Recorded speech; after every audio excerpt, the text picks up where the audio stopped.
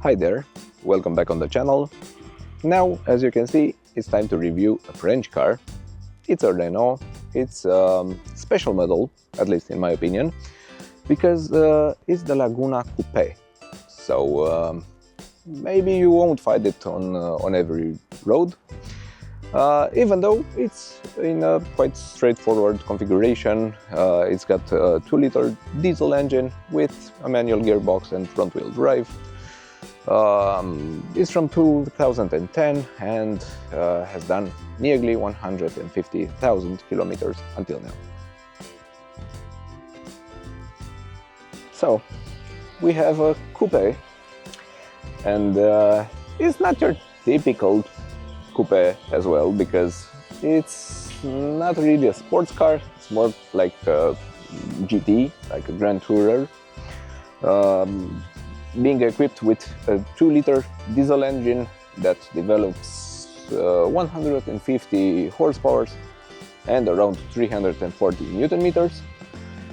It's not really gonna wow you in terms of specs. The top speed is limited to 210 kilometers per hour, and the sprint from 0 to 100 happens in about 9.5 seconds. So yeah, not the quickest one, but it's not really her thing, if I can call it a her, being a car, but it should be it, not really its thing, because it's, as I said, meant to be a Grand Tourer car that two people can enjoy on a long drive with some luggage in the trunk, and actually with quite alright costs in terms of fuel. We'll talk more about the consumption of the car during the driving part of the review, but until then I'll stop right here, because I think this is the best angle of the car from the back, or rear 3/4, something like that. And I was talking about the luggages that you can fit inside this car. As you can see, the trunk is more than enough for a couple of people, with some luggages for a holiday. This one is our carry-on luggage, and I think you can squeeze about 5 to 6 carry-on luggages like this one in here. We also have some pockets on either side with a bit of rubber band, and also underneath the boot floor, wait for it, that's not the space I'm talking about. This one is. I'm not really able to lift the whole thing, but you can see you can fit a spare wheel in here without a doubt.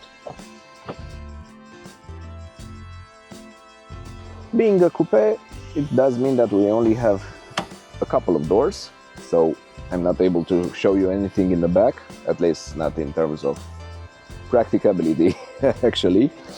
But as you can see, the door card, it does have some soft materials on top and also on the armrest.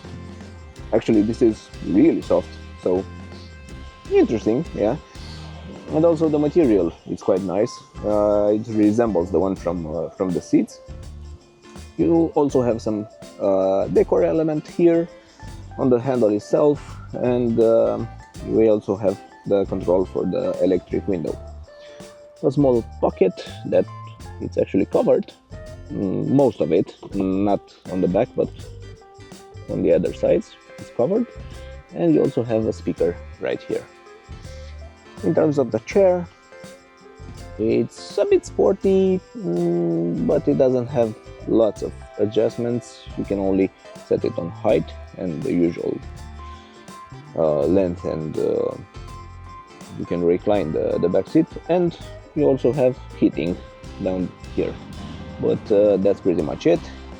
And as I said, the space in the back is not really suitable for a full adult, so I won't even try to go back there. But it does have some commodities, some amenities, a couple of speakers on there, some handles, a light fixture, central armrest, and even a couple of vents back here. So yeah, interesting. Now let's check out the space in front. And as you can see, the seat is in line with the B-pillar of the car, meaning that I have lots of space for my knees. Yeah, you don't have soft materials anywhere lower down, but I mean, come on, you don't really need it. You can stretch your legs without an issue. Let's check out the glove box as well. Interestingly, it's quite large actually. I can barely touch the end of it, but it's weird that it's covered around but not on the door. Anyway, and now on the driver's side, more or less we have the same door card with some addition in terms of controlling the electric windows and the outside mirrors, but other than that is actually identical, and so is the seat, because we don't have additional controls over here, not even lumbar support. Anyway, on the left side of the steering wheel you control the intensity of the lights, and also you can deactivate the traction control of the car. Let me just start it. Let's see.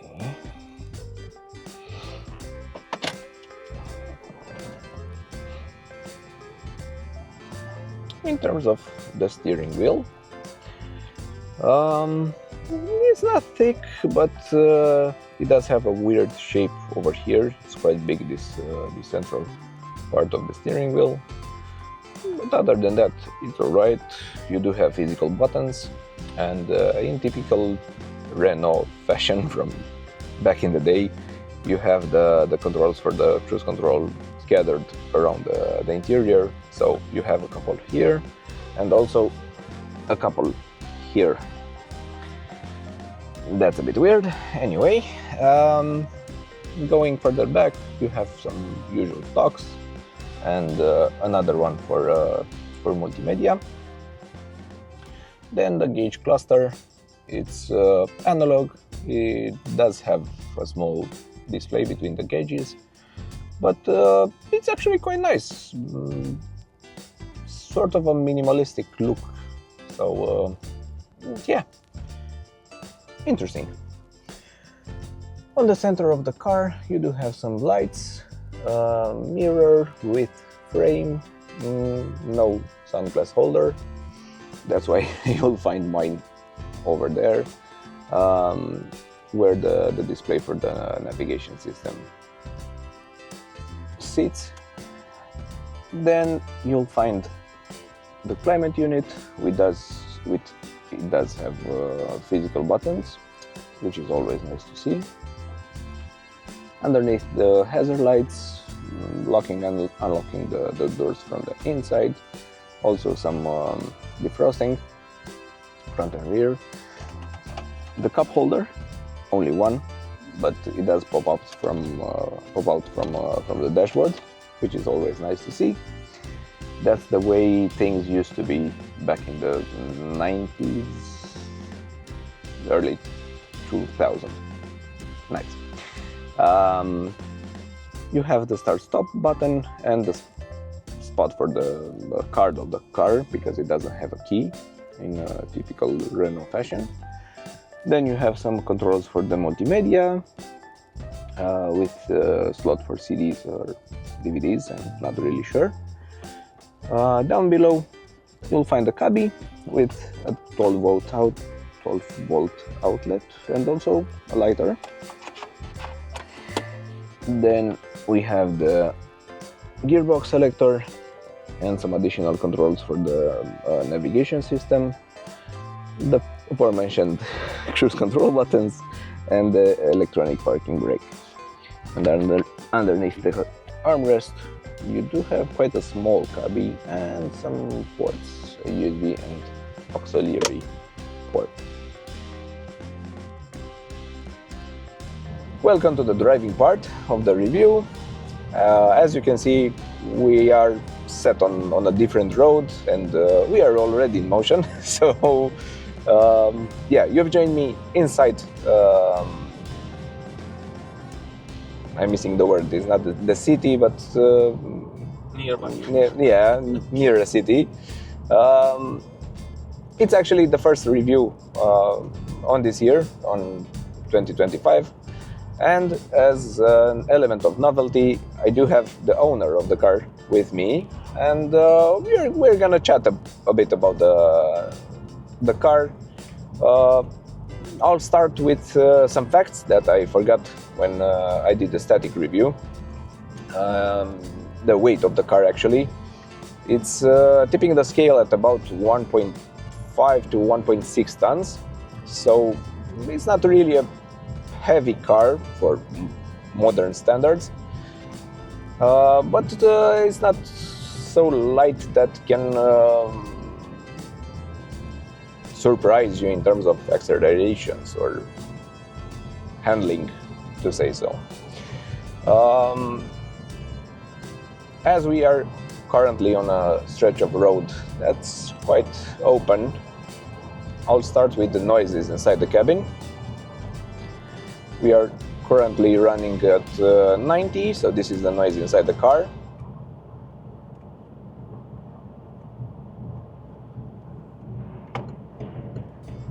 Let's go to 110. This is it.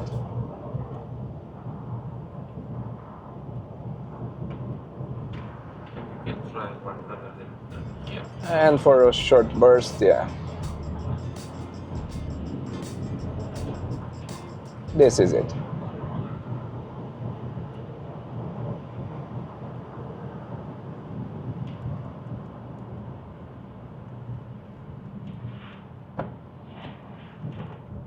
So, I'm thinking about the noise levels from the tires mostly, not really from the engine. Even though we have a 4-cylinder and it's a diesel engine, I'm surprised. It's actually quite silent. I feel quite well insulated, even though we don't have frames on the doors. Being a coupe, it typically doesn't have frames. Yeah, you do hear a bit of noise, especially at 110 and onwards, but it's not a big difference between 110 and 130, which is nice to see. Usually it's the other way around. It's similar between 90 to 110, and then it gets louder and louder as you increase the speed.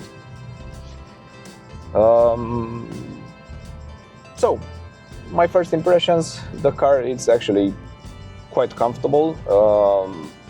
The steering is especially light. It doesn't really give you enough feedback, but for the most part, you don't really need it, I think. As I said, it's in the static review, I said it's a Grand Tourer. It's not really a sports car. It's not even equipped with a sporty engine, so I don't think it's a problem that you don't get enough feedback from the steering. But the good part, on the other hand, is that it's comfortable, as is the suspension, which I was expecting it to be a bit tougher, maybe because it's supposed to be a sporty car in terms of looks, at least. And you should mention that we have enough space in the front. So Yeah, it is actually. Yeah, I think it also helps the fact that we are running on 18 inches. The rims are equipped with 225, 45, 18. Yeah. So a healthy amount of rubber. nice for when the road surface is not Actually, perfect. it is a big size for that year. For 2010, Yeah. it's quite large. And I think the maximum is 19. 19. Mhm. So, So you could go even higher than 18, yeah, but not here in Romania at No, least. no. Yeah. All right. What else? The gearbox is actually quite precise, which again it was a bit of a surprise for me because I'm mostly used with German cars, so I was expecting it to be a bit loose, but no, not a problem. The controls, the pedals are easy to modulate. Only the clutch, it's a bit weird because you really have to lift your foot in order to engage the clutch, but to lift your foot pretty high, I meant. But other than that, it's a comfortable car. It's easy to get used to it, to enjoy it like we are now on a open road. Not sure about city driving, but then again, I think in any car you are not supposed to enjoy city driving, so at least not if you're sane or something like that. Anyway, now I'm gonna let the owner tell us about the consumption of the car. Okay, so it depends very much about how you drive the car. So outside the city, I saw something around 6 liters per 100 kilometers. But if you are running a little bit on the higher speeds, you can reach 7 or 7.5 per 100. And in Bucharest, that is my pretty much in city driving. It's around 9, so below 10 liters per 100 of kilometers, which is pretty good. So all those figures are while obeying the speed limit, obviously. Yeah. Except the city, because you are not able to break the speed limit inside the city, at least not during the day, and not in Bucharest. So we do have quite a frugal engine. Nowadays, to obtain values below 10% inside Bucharest is something actually amazing. People are used to seeing values with only one digit when they speak about diesel engines, but I don't think it's really the case anymore. From at least 4 or 5 years now, it's so crowded inside the city that unless you're driving a hybrid, and really not any hybrid, some hybrids, you won't see values as low as this engine can achieve. Especially if you keep in mind the fact that the car, it does weigh around 1.6 tons, with you inside more than 1.6 tons. So it's not a small car, a city car, which again could have a lower consumption.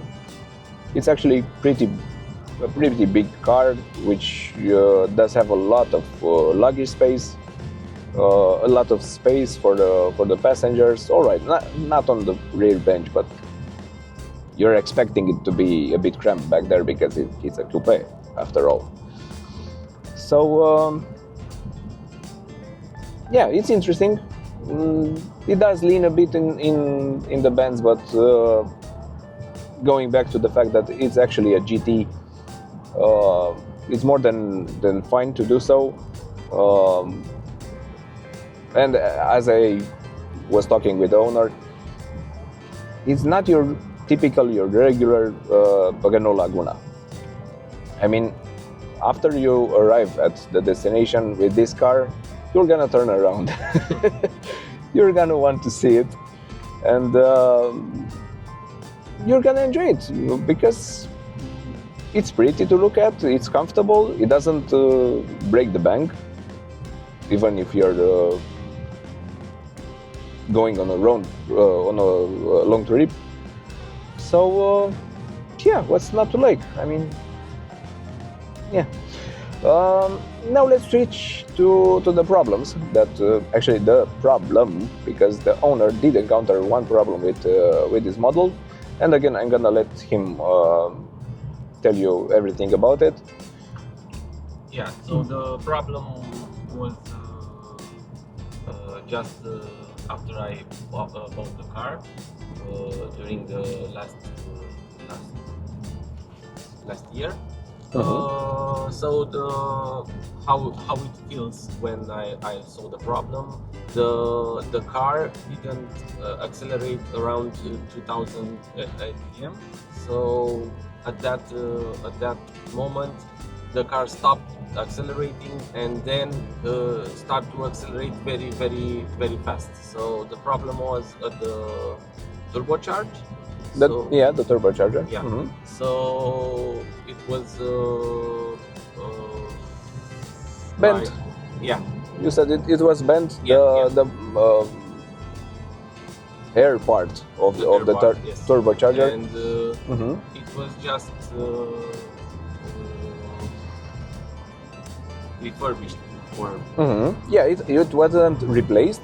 It was took out of the engine bay, refurbished, and then put back, with a cost at around 200 euros or something like that. Yeah. So merely a modest repairing cost. All right, it's not a new part, and you didn't do it in at the Renault dealership. Yeah. But it's not a new car, so yeah, you're not really expected to be. Turbocharge is quite expensive. Obviously. It's around 2,000 euros. Mm-hmm. It doesn't make sense considering the amount that you paid on the car. So yeah, I don't know if you will said the amount of that I paid for the car. No. So it was 5,200 euros. So you wouldn't dare to go nearly half as much on the single repair. I think it was a very good price for this car. Considering its appearance, yeah. and yeah, I bet.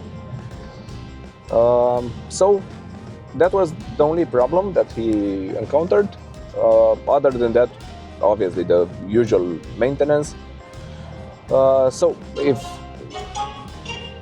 we are sorry about that, talking about the maintenance, as I'm usually recommending with diesel engines, I think you're better off to do an oil change and the filters at around, I don't know, 10,000 kilometers, especially if you drive outside the city, as the owner does most of the time. If you're using it inside the city, especially in Bucharest, maybe go as low as 7,500 kilometers between oil changes. That's pretty much it, honestly, because we have a manual gearbox, we don't have four-wheel drive. The car is not that heavy that it will require some tire changes or brake changes, brake pads and brake disc so often. So yeah, as I said, it's quite a comfortable car, especially in terms of cost of ownership, and have a bit of traffic here, and in terms of maintenance, because also the owner said that the maintenance operations are quite accessible in terms of costs. So as usual, you'll be better off to do a couple of oil changes in a year rather than have to replace some parts underneath the bonnet. All right. We are now back in the city from where we started, as I already driven the car before I started filming the driving part. So those are my impressions. Again, it's not your everyday Laguna. it's more of a special model, and it deserves to be looked after. If you enjoyed the review, please consider subscribing to the channel, liking the review, the video, and if you want, you can leave your impressions in the comment section. Until next time, see ya!